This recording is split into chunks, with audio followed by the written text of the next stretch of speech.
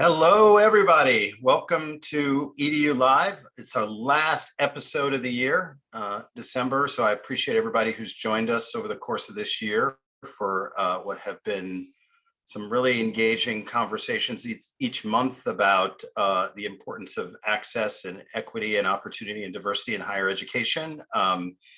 I have enjoyed all the conversations, but I'm particularly excited about today's discussion, both because I have two guests and also because in many respects, what we get to talk about today is just a really powerful example of what you can accomplish when you bring different strengths to the table. And we've also accomplished a lot this year. So it's going to be a really great conversation. So let's dive right in. I'm thrilled to have Corey Twitty from Netflix joining us, and President Smith-Gaston, who I understand is often referred to as Dr. J. So if it's okay with you, President Adams-Gaston, I'm going to refer to you as Dr. J. So as a child of the 70s, that has a particularly resonant meaning to me. Let's dive right in. So for those of you who have not paid attention for the last year, over this past year, it's been a really exciting partnership that was launched among Netflix and Norfolk State and 2U for a series of pathways boot camps. So what we're going to do today is talk a little bit about what that partnership is, and because students have now completed the program and there's more students in the program, we're also going to talk about just the impact that it's had on the students, some of the lessons we've learned, and why we think it's such a kind of a powerful and inspirational example of how you can create real opportunities and access pathways for more historically underrepresented students to enter the tech field. So real quick, let's just start. Corey, I'd love to just turn it over to you for a second. Tell us real quickly about your role at Netflix and your role in helping steward this partnership. And then Dr. J, I'll come to you so you can also do the same. Yeah, absolutely. Well, thank you, David. Great to see you again, Dr. J. I love this aspect of my role at Netflix. Just a little bit of context. I've been at Netflix for the last 18 months, and I lead our global emerging talent team. And really our goal and our mission, we really anchor on this concept of talent being everywhere, but the opportunity is not. And so what our team works to do within Netflix is to not only attract and recruit and develop future leaders and exceptional talent, but then to also broaden those pathways into Netflix while building a pipeline of future innovators at the company. So with programs like this, we continue to look to broaden our reach to find talent that supports a more diverse and multi-generational and global Netflix company. And now with the boot camp, we're now finishing up our getting close to our third cycle of this. We've had about 124 students that have successfully completed the program. And so we're sticking super close to those alumni. And then our team, amongst many other cross-functional partners at Netflix, works really closely with our HBCU and HSI partners to facilitate the bootcamp program. Huge shout out to Victor Scotti, who's my program manager, who leads this on behalf of us. And so again, really excited to be here and talk more about the bootcamp.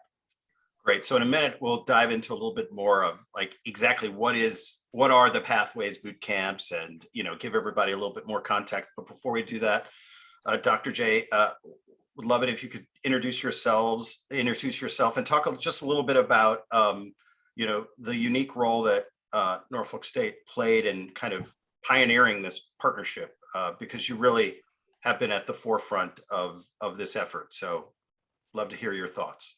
Well, thank you so much, David, and thank you, Corey. It's a pleasure to be with Netflix, and I am so pleased and proud of what has happened for Norfolk State University. We are the largest HBCU in the state of Virginia, and we really have incredibly bright and talented minds. And this was an opportunity for those students who wanted to connect and to learn things that they might not otherwise have had the opportunity to explore: the UX, UI, the data, the Java, all of those opportunities that our students have now had the opportunity to both explore, complete the certification for, and many have been hired either in full-time jobs or in part-time in internships, paid internships, including at Netflix. So this is the kind of success that you want to have. And one of the things that we're all looking at is the fact that the nation is changing, demographics are changing. We need to have more diversity across all of these areas. And an HBCU like Norfolk State University really provides that excellence that you're looking for, but it provides it in partnership with Netflix and 2U, who provide then a wraparound service for those students. So instead of these students having, to go online and just learn these areas, they have faculty, they have mentors through Netflix and 2U, they have sessions together to brainstorm and think about and problem solve. And those things are what separates a program like this from just, sort of going online and trying to get a certification. And, as our student testimonials attest to, this is not easy. I mean, our students are telling us things like this, they're super grateful, but this was one of the hardest things they ever did in their life. But the mentors who helped them, and they want to shout out to their mentors who helped them get through, and the other services that were provided that allowed them to be successful are the reason that they were able to stay with it and be successful in the program. That's great. So Corey, why don't we rewind and give everyone who's listening a little bit more context around what was the origin story of this? What are some of the conversations that happened at Netflix that led to both reaching out to 2U and to Norfolk State about building this, and just a little bit of the architecture of what the boot camps are and the support that's provided. Because I think one of the things that is, I think, pretty unique and profound about this is the thoughtfulness with which Netflix approached this. And I think it goes specifically to what Dr. J was saying about the success that the students have had and in completing something that is challenging, but profoundly rewarding. Yeah, no, that's a great question, David. And so I think at the highest level where I'd like to start is tech and entertainment is becoming more and more ubiquitous in everything that we do, right? And when we take a hard look at the tech industry, and our team is really focused on how are we increasing representation and expanding that pipeline of talent, right? And so at Netflix, we really talk about the importance of how we sharpen our inclusion lens and what are the additive perspectives that we need to continue to grow and be relevant as a company. And I'm a firm believer that, our business vitality relies on us on having a workforce reflective of the people that are subscribers of our program, right? People want to see themselves reflected, not only in the content and the stories that we tell, but also when we think about the product that we're looking to create. It's so important that we have many different perspectives represented to be, continue to be relevant and a leader in the space.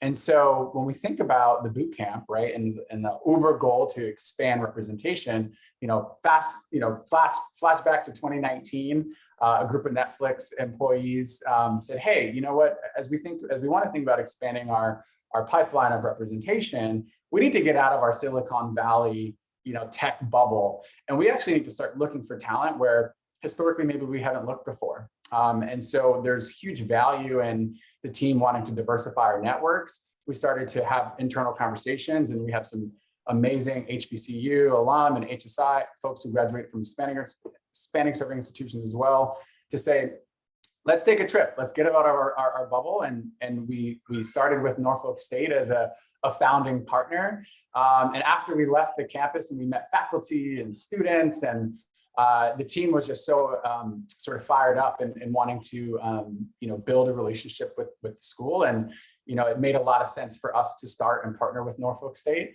And so that's how the inception of the boot camp started. And then what we wanted to do was really think about how do we bridge the gap between sort of the theoretical things that students learn in a traditional computer science education to actual the real world, practice of that at a Netflix or in a tech environment. And so what we wanted to do was, we created this 16-week boot camp. So the Pathways boot camp is 16 weeks. We started with Norfolk State, but we now partner with over 5 different HBCUs and HSIs. It's across 3 tracks, as Dr. J alluded, one being data science, one being UX UI design, and then one being more traditional Java engineering.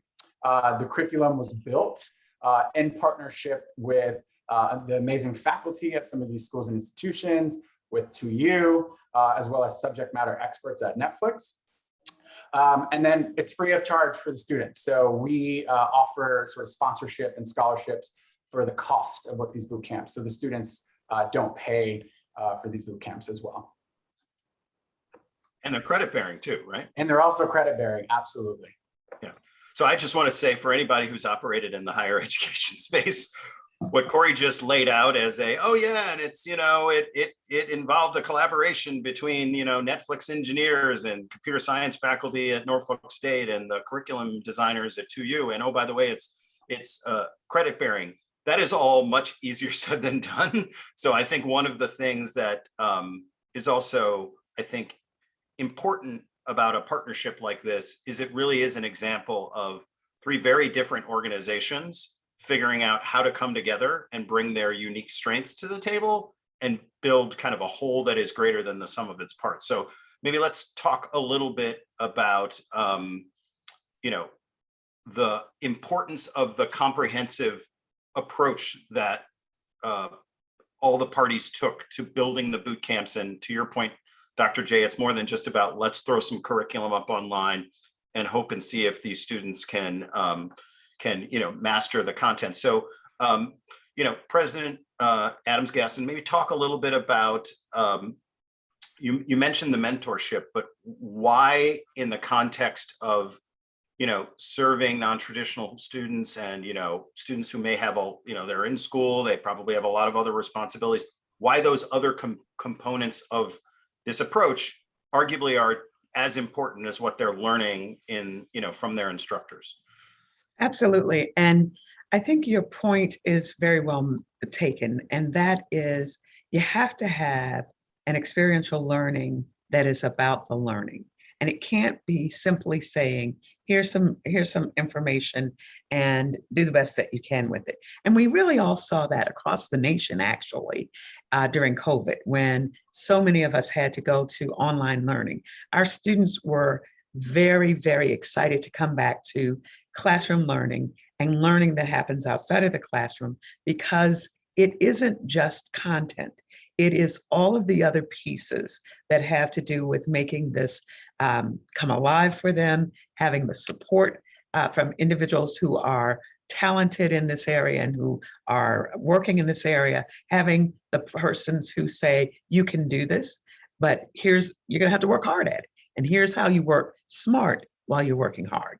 So those things really change the agenda. And I often say, it depends on who sits at your dinner table, right? So if you are sitting at a dinner table where all the time you have these computer scientists and you have data folks and you have Netflix people who are sitting at your table, you have a different view of the world from others who don't have that exposure. This program gives our students that dinner table. It gives them that opportunity to hear from, to engage with, to be supported by those who are really excellent in these areas, who can deliver to them both the content, but also the context. And that is really important. And so when you hear their testimonials, you're just surprised and so proud of them working so hard to get through this, but saying, without these other components, I would not have been able to persevere. I would not have been able to really complete this. And it was important to me because these people, my mentor, my faculty, the curriculum that actually allows me to do things that are experiential, made it so I could do this and do this well. That's powerful. Corey, talk a little bit about, you wrote a LinkedIn post after the graduation of the first cohort, and you've mentioned on a couple of occasions, the impact that the program has had in the other direction, meaning on the mentors at Netflix and just on, the folks inside the company who've been impacted. So maybe talk a little bit about both from a personal experience, because obviously you've been intimately involved in conceptualizing and stewarding this partnership, but also your peers and your colleagues at Netflix who've leaned in and become more mentors. What's the two-way value proposition of this partnership? Yeah, I thank you for asking that. And I wanted to just quickly go back to something that Dr. Jay was mentioning around one of the things I'm most proud of with this boot camp is really the intentionality and the thoughtfulness that we've worked together around centering the student and really advocating for them. And so, this focus that we have on the whole student as we think about the always on support model that 2U offers, as we think about embedding Netflix mentorships, as we think about the panels and all of the real authentic conversations that we're having with many of these students with our Netflix employees as well. And so I think it's so important to talk about, hey, what is it like to be, part of a marginalized group in corporate America, right? What is imposter syndrome? Like, let's name that, let's say what it is, and then let's give you some tools and tactics to overcome it, right? I think many of these young people and are going through things that they can't yet name, right? Or don't know how to approach until somebody gives them that language and power to overcome that. And so these are a lot of the real conversations that we're having, as well as I think the importance of showcasing representation, right? So whether it is, hey, how can we make sure that you see yourself in our content, as an entertainment company? How can we ensure that you see yourself as an employee at Netflix by showing people that look like you? And then also, we are now starting to build this really powerful sort of ambassador program, 124 strong right now. And so I think it's so important, as Dr. J alluded, this is tough, right? This is hard work. And so at least to show students more about, hey, here's a former alum of the program that went to NSU. If you're having a down day or a time where you can't figure this out, reach out to somebody who's done it before. And so, those are all things that we're working toward with the overall mission to say, how can we break this archetype of who traditionally succeeds in tech, and then also making sure that we're able to give students, right, that personal agency and empowerment and confidence that, not only do they belong in these industries, but like they can thrive in them as well. And so that's how we're really working to sort of build that two-way value prop. And so getting back to, your question, David, around Netflix and the boot camp, this has really showed us to say, how can we invest more as an organization in emerging talent roles and opportunities? So as we think, we're still in our nascent stages of building more robust internships and new grad opportunities, but by showing our teams the amazing talent that's out there, in these early stages of their career, it's like, wow, I'm blown away by the demos that these students are doing. How can we get more of this talent? And let's now, double down on building more, robust internships and new grad opportunities at the company. So let's talk a little bit about, you mentioned this a few minutes ago, Corey. It used to be that tech jobs were in the tech sector, right? And now tech jobs are everywhere, right? And it used to be that only a certain number of companies needed to worry about, UX, UI design. For those who are listening, it's, user interface design to make sure that your website and other, digital platforms have a human-centered kind of engagement. But now with COVID and everything moving online, almost every organization in the world is tech-enabled, and almost every organization has to figure out a way to show up on the internet or in some digital format if they want to be relevant. So the other thing that, I think is pretty powerful about this is, there is a narrative historically that if you want to be in a tech-enabled job, you got to be a computer science major or you got to be an engineer. And if you're not, like, sorry, there's no career pathway for you that's relevant to that. Talk a little bit, Dr. J, maybe you first, about, the importance of a program like this in exposing students who aren't computer science majors to the fact that, hey, there's a way for you to be in this ecosystem. There's also a way for you to prove and demonstrate to yourself that you can actually master the kind of skills that it requires to be relevant in a tech-enabled economy, even if you're not an engineering or computer science major. I think that's so relevant to the world of work that we see today, and that is many, many pathways and many opportunities to close what we like to call the opportunity gap. So because you were not a computer science major doesn't mean that you can never do anything in tech.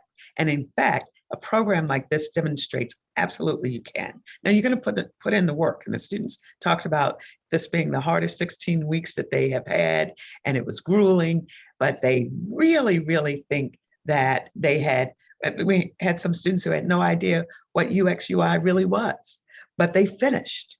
And it allows them to take other skills that they have, match them with these new skills that they have achieved, and then move forward in terms of having opportunities in the tech world and in other spaces that they had never even considered. And it debunks the bias that there's a type of person who can do this work and the rest of them can't. So I was watching something this morning on one of the morning shows, and it was talking about, is it true, for example, that rocket scientists are particularly brighter, or neurosurgeons are particularly brighter than the rest of the world? Turns out they're not. Other than neurosurgeons, being quicker problem solvers, but they retain current information less. So it is what you're exposed to. It's what you get the opportunity to do.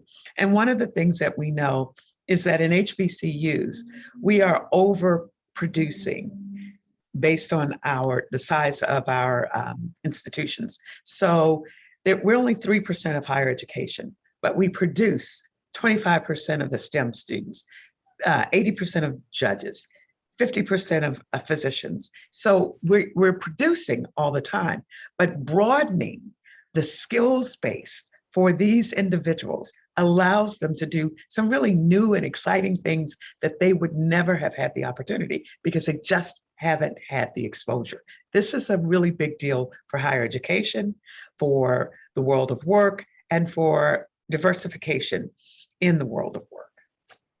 That's really thoughtful. Corey, one thing that I was struck by, and I was not involved in the day-to-day, but very close to my colleagues at 2U who were involved in the partnership, and on a couple of occasions, they said, you guys are obviously a major company that is doing this in part because you're trying to increase, talent pathways and pipelines into your company.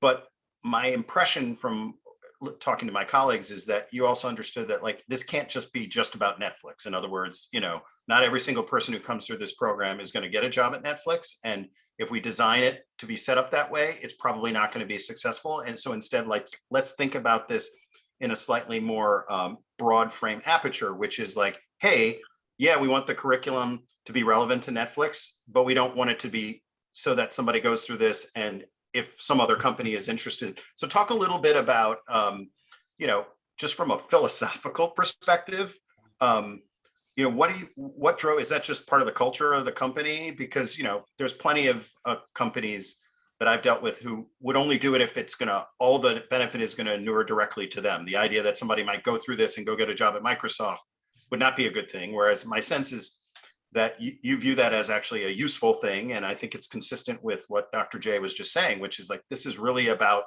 empowering these students, and some of them may have a career at Netflix and others won't.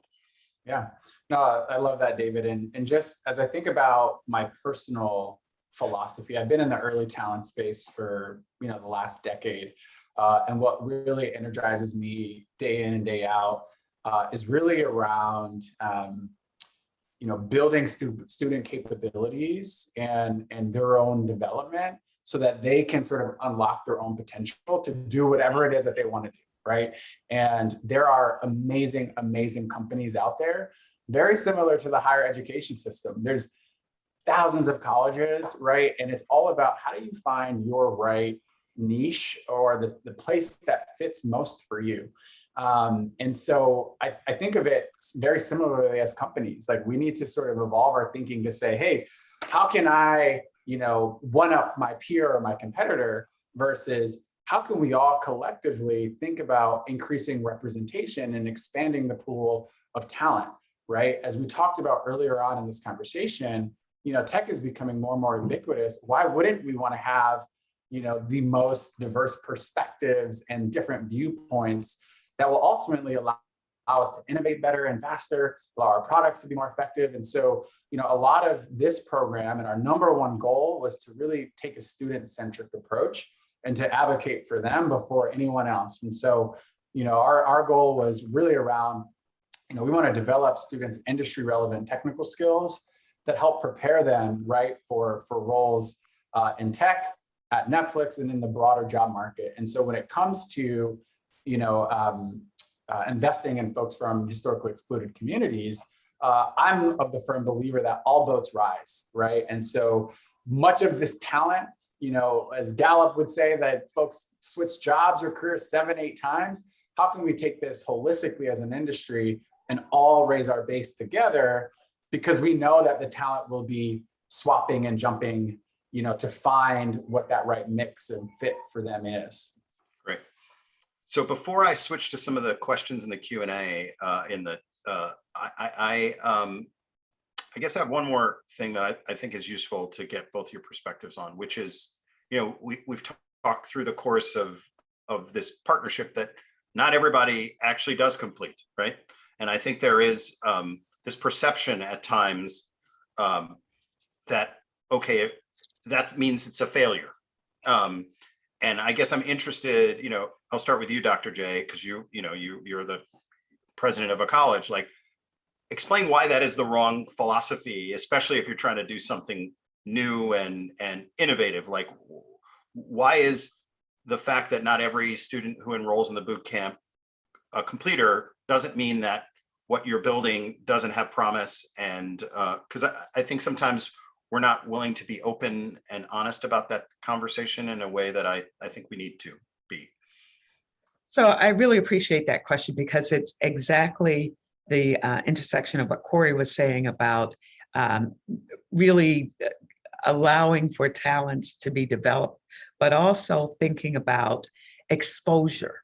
So I may start this boot camp and I may get a lot of exposure, but I find out this is not exactly where I want to go. But over time, it brings me to new opportunities, new areas that I then begin to explore and say, well, what else is there? If I'm not going to do UX, UI, if I'm not going to do the data, what else could I do? That's the exposure. And now I'm talking to people in the Netflix arena, or talking to my faculty and hearing other things that are available to us. What we want for our world of work, that is across the board, nationally, we want voices that have differing perspectives so that we get the most talent focused in the areas that we know are going to be important to what we do next. So I may start off in the boot camp and I may say, well, this may not quite be for me, but boy, did I like those people in Netflix. And I'm wondering, what else could I do over there? How else can I be engaged? Because this is really opening a door that I never saw as a possibility. So we're looking for ways that our students can stretch and grow. And this is one of those ways. And one of the things I want to go back to that Corey said is that it's not just about going to Netflix, because our students got to go a lot of places. I mean, we were really surprised and excited at how many places they got to go. But it is about knowing that the mythology of who is ready to move forward and take these positions is just that.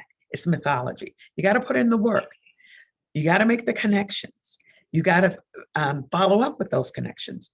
But it is the case that these are some of the most talented students out there. And so we want to make sure they're included. Yeah. You know, Corey, just real quick on this. I mean, one of the things that I look back on my college experience, and a lot of people talk about this, like social capital, right? The ability to kind of understand how to navigate, know, you know, how to ask for things, have agency. So maybe just talk for a minute about, you know, and the vast majority of students have completed the boot camps, but even for those who haven't, just the process of being in a learning environment where you've got professors that look like you, who are practitioners, you have mentors who are supporting you. Talk a little bit about how you feel like just those things can also be, you know, ultimately empowering for somebody's ability to kind of do the navigation that you talked about is so important early in your career. Yeah, you know, the first thing I wanted to comment on was about and follow up on something that Dr. J mentioned. It was actually a really key learning for us after the first, you know, couple cycles of this was, you know, we really want to, you know, continue to optimize access for students on this. And so the first iteration of the boot camp had this like incredibly like advanced level, like Java engineering portion. And it was, oh, like, this is how we do engineering on Netflix. So like, let's like take the real world, you know, practical application and like, let's see how that translates like theoretically to what students are learning. We realized very quickly, like, you know, there's a tension there, right? And a bit of a disconnect. And so what we decided to do, because again, we wanted to optimize access for all students that can participate in this. We actually, going forward, have created another foundations sort of curriculum. And so now we're going to be running two parts of the boot camp, one being more of a foundations level course, and then which is really, as Dr. J mentioned, like exposing them to the concepts and to like, this is a career path for you. And then some people might say, you know what, the exposure was enough and that planted the seed to get me to where I want to be. I'm not going to be a brain surgeon, right? Right. And then others might say, wow, like I actually have this really intrinsic, you know, motivation here. Let me follow that a little bit further, right? And then they can now take sort of advanced level classes. But bringing it back to what you had asked initially is, and why I'm such a believer of this is, I was a prime beneficiary of one of these types of programs. You know, I went to a small New England private school. I didn't see myself reflected, which ultimately made me question my own abilities and confidence. And should I even apply? Should I even be in these conversations? Again, my parents were educators and teachers, and so they always instilled the importance and power of education. But I had no playbook or coaching or wherewithal on how to navigate the corporate world. And it wasn't until I found, you know, a similar program of what we're trying to build called Management Leadership for Tomorrow that, again, exposed me to these opportunities and internships. Did I always get a return offer back? No, but did I get exposure to what it was like in practice to then push me to explore a little bit further? Absolutely. And so with programs like this, I think that there's a non-tangible benefit around representation and empowerment that will get And your benefit down the road. Exactly. Yeah. And then to pay that forward, right? Totally. As you are with your, you know, what you learned with MLT. And for those of you who didn't see, a couple months ago, I interviewed Johnny Rice, who actually is the founder of MLT. So if anybody wants to watch that, there's some really useful insights from Johnny that Corey is a living proof of. So let's shift to some of the questions gotten. Dr. J, this is primarily for you, which is your perspective on the importance of HBCUs getting into kind of more career accelerated focused programming that may not be the traditional, you know, degree granting, and you know, how has this Netflix collaboration, you know, influenced your thinking or the thinking on campus about, you know, whether you want to do more of these or the value that they can provide as a complement to obviously the amazing, you know, traditional kind of learning and support that happens on the campus and in the classroom? One of the things is we want our students to be lifelong learners. And it's really important. And I think Corey brought up some really good points that we don't often talk about. You know, going to these large corporations and feeling like you have imposter syndrome and not feeling that you sort of know your way around. So we want our students to get more exposure so that they can create what we're now calling in the higher education world, stackable credentials. So it's not just one thing, it's many things. And it is the case that that we've learned that students are going to have 7 to 9 careers. And so those stackable credentials really matter. But it really allows a student to come to an HBCU to learn, to feel like they're in an environment where they are immediately comfortable, and there's a sense of place and space. And that doesn't mean it doesn't happen other places. I was for many years in large Research One institutions, but there is something unique about HBCUs that allows our students, whether they are Black students or Latinx students or white students, to come here and feel a part of this place. And then when they go out into the world of work, there's a certain confidence that occurs that they then bring that confidence and that sense of, you know, what I do is important. And when we can have programs like these, like the Netflix 2U program, what that means is our students begin to have what their peers have, the stackable credentials, the way forward to know that they can do what all their peers are doing when they go out into the world of work. Because quite frankly, we are still seeing pioneers. We are still seeing African Americans who are pioneers in areas. And so that they get prepared for that really matters. And an HBCU is a great place for them to get prepared. Yeah, I think that speaks directly to your point about the disproportionate role that HBCUs play in sending people into various fields, because my instinct, I didn't go to an HBCU, but obviously I have a ton of friends and family that did, but that sense that, you know, this is in you, you can do it, I'm going to support you to get there.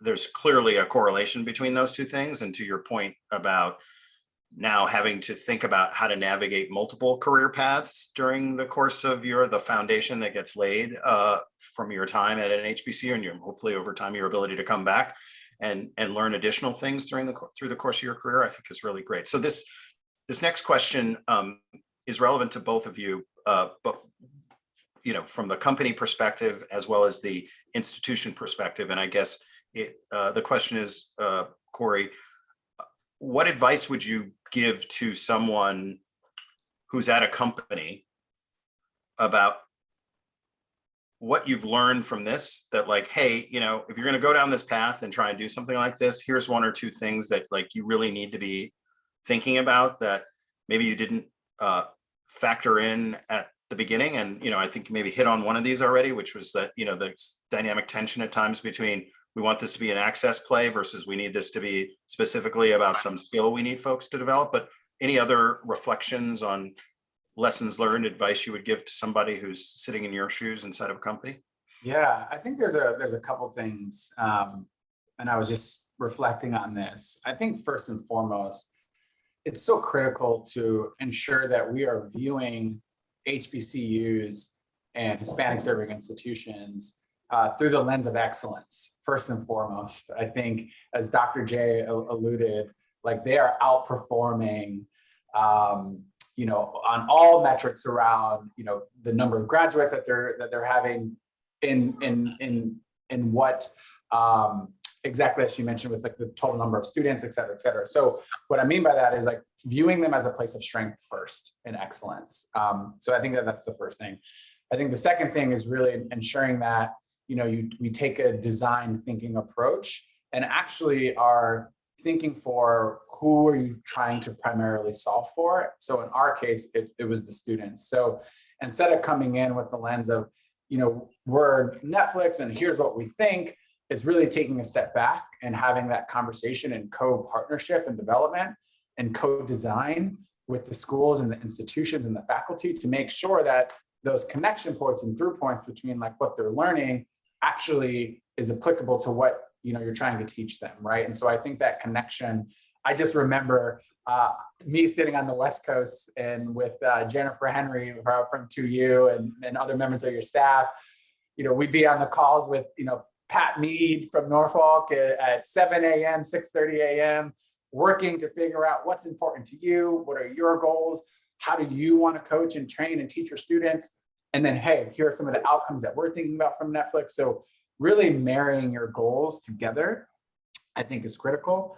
As we talked about, that focus on the whole student, I can't emphasize that enough to say students are dealing with sort of unprecedented things right now more than ever, right? So from mental health to tremendous student loan debt to COVID to all these different things. And so I think it's so important to make sure that you're focusing on the things outside of the classroom that they might need help with, that allow them to show up better, whether it's in school or in a more corporate environment.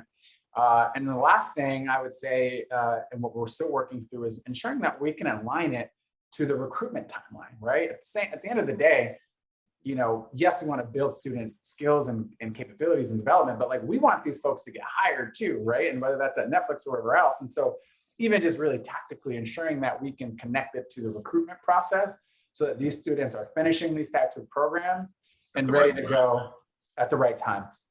Yeah. Great. Very thoughtful, as always. Dr. J, how about you? If you were talking to, one of your peer leaders and they say, wow, this thing was so amazing, what would be a couple pieces of advice that you would give them about how to make a partnership like this successful?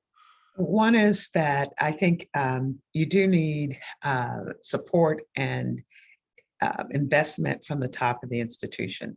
If they're my peers, I'd say, you got to get involved. You got to get on those Zooms with the students. You got to be in it to win it yourself, right? Exactly. And if you're not, then it's just one of those programs that can potentially sit on the shelf. Then you got to have amazing faculty from your institution who are invested in this. So the Dr. Meads and others who really stayed in it, made it work. And then on the other side, you got to be open to what are ways that wraparound service can happen by, who are the mentors, who are the support individuals, what are the kinds of things that help the students stay in it? Because, it was a hard time. This was still during COVID and still, lots of things going on. And you didn't have anything on the plate already, right? Exactly.